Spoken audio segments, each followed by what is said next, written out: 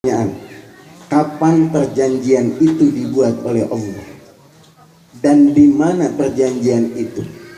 Kalau ada orang diangkat sebagai pejabat, diikat sumpahnya ketahuan, misalnya di gedung A, harinya, tanggalnya diketahui.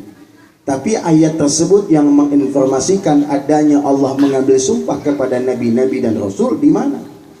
Jawaban para ulama, hanya Allah yang mengetahuinya.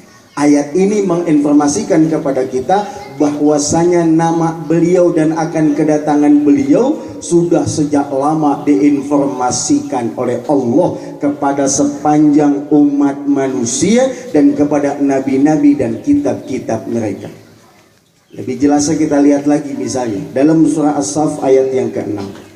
Allah katakan, wa idh qala Isa bin Maryam ya bani Israel inni rasulullahi ilaikum musaddiqan lima baina yadayya minat taurati wa mubashiran bi rasuli ya'ti min ba'di ismuhu Ahmad falamma ja'ahum bil bayyinati qalu hadza sihrun mubin. Dan ingatlah ketika Isa anak Maryam, nama satu-satunya nabi dan rasul yang Allah sebut disertakan dengan nama orang tuanya cuma Nabi Isa. Ini bukan kebetulan, tapi ini kebenaran. Allah ingin menginformasikan kepada kita bahwa Nabi Isa itu bukan anak Tuhan. Nabi Isa juga bukan anak dewa, sebagaimana kisah dongeng Yunani.